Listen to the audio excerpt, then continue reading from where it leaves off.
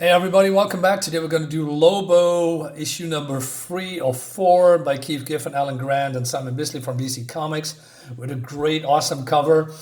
Uh, I just like this series a lot. So without further ado, let's dive in and we see what's going on. So Dox is not a happy man. In the last issue, Lobo is getting ambushed by a lot of people, but it seems that he's disappeared. So he talks to this guy. I don't know. Just he's watching the screen and eating a lot. And so Dox wonders what's going on and how he, Lobo disappeared with his prisoner. And so he says, well, Lobo always keeps his word. I wonder what's going on. So he says, hey, keep an eye on the screen. And then he talks to himself. He says, send Lobo to bring in the one person in the universe he most wants to kill. Don't tell him who it is. Have him promise delivery into my custody alive. Stoke his frustrations to a murderous rage. And then use that rage to eliminate some of the tricky little problems. Started well too. Lobo took out a problematic police chief, a potential rival. A paramilitary grannies go after Tribb. Lobo can take care of them too and remove another troublesome radical group. Ditto for the gang and space bikers and hoodlums. The truckers and the Destructor Dance Company were an expanded bonus, especially with the way truckers' union's been dabbling into politics. It was so simple. Lobo kills, we walk in and restore order, and none of it can be traced back to, and then he's getting interrupted. He screams into the microphone. He says, "Where is he?" Right? So he's. But then we see that Lobo. Oh no. Well, we skip this a little bit part here. Yeah. So Lobo is been imprisoned by an other group of people in this weird-looking ship. So how? Well, it seems that the granny did know there's a big ship coming, but he didn't warn her somehow. They were behind him.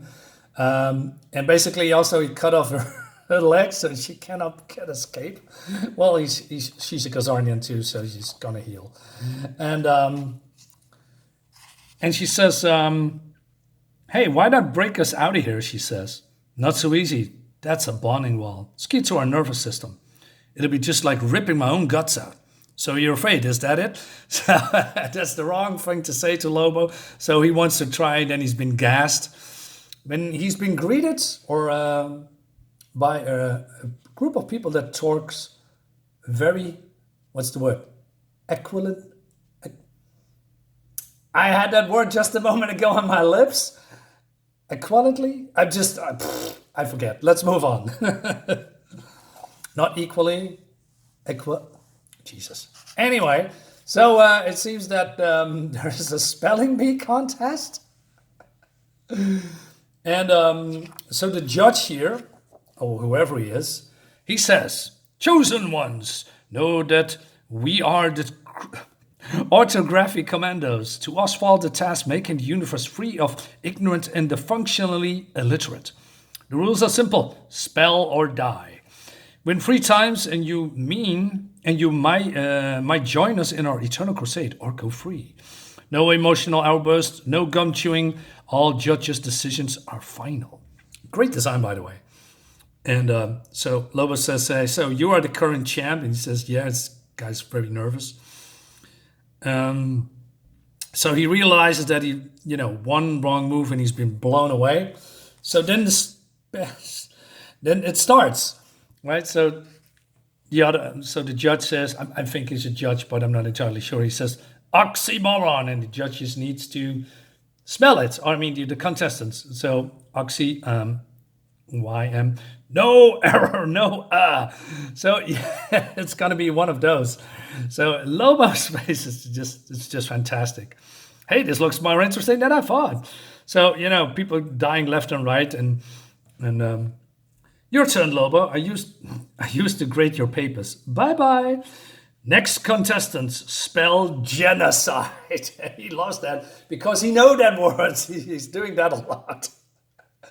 I mean, was the sole survivor of his own planet because he killed every Khazarian on that planet. So he knows about genocide. So of course he's going to make it. So other people are dying left and right. He also says mutilation, and then it goes on to the next round. So then Lobo realizes that this guy, who's the champ, this could be a problem. But she's sweating a lot. Look at this burning skull. And of course, she's a teacher, and she can spell really well. And 3 contestants remain: sudden death, spell, and conjugate. And so the teacher says, "You won't get lucky this time around, Lobo."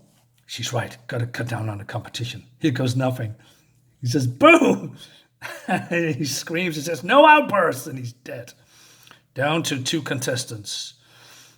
And he says, spell, conjugate, and suggest suitable acronyms. Wait a minute. Says, this ain't fair. She's a teacher, for Fidel's sake. Is this true? Yes, and I've been badly abused by this lout. He's ruined my evening at the ballet. Then he cut off my legs. See? A fracking teacher. Yes, we see. A teacher. Guess I shouldn't have said that. For the abuse of sacred giver of literally, there can be only one punishment: death. May the divine teacher of us all give you a lesson you will never forget. So I just repent on it. I just love this exaggerated drawing style of Simon Bisley. It's just fantastic. But then, Lobo is superhuman, and so he breaks out and, he's diving into these hooded guys and, hits them, kills them. So he says, "School's out, you erudite geeks. That's O-U fragging T." And he rips him a new one. So fantastic. All right. Also, we see a report card from when Lobo was little in grade 5 and also 4, so you can pause it. And I believe it was also, if I'm seeing that correctly, from grade 4. Like here, but I cannot read that scribble. My eyes are too bad. So if you want to pause the video, you can do that and read this very humorous stuff that is in here.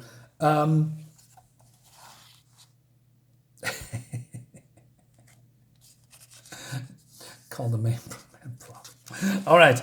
So so he's setting fire on the ship or something. Then he escapes.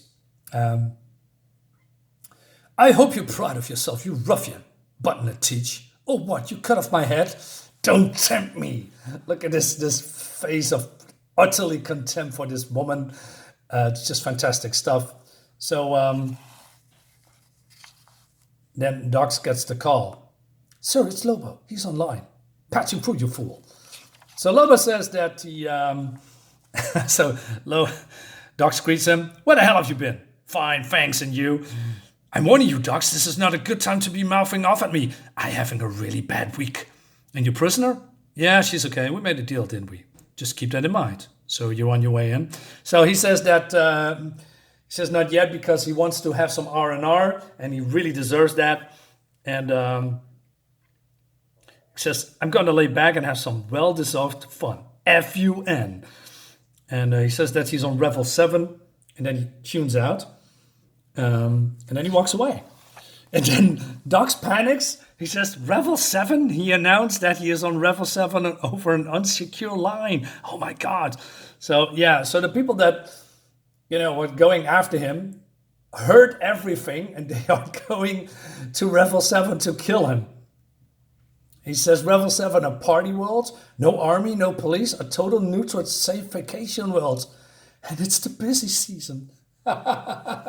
So we have all these people that wants to kill Lobo. Groan. And and then we see Lobo here, and the teacher's complaining about that she doesn't want to be here, and she finds it cheesy, that the concept of a vacation world exists. "Shut up and drink your Mai Tai," he says. And that leads us to the next issue, into this one that we're going to review pretty soon. So guys, let me know what you think about this comic. I love it. I'm having so much fun with this. The humor is so good. I mean, if you like this humor, of course, but it's my kind of humor. I can read this stuff all freaking day. Guys, thank you so much for watching as always. Like, subscribe, and all the jazz. See you next time. Bye-bye.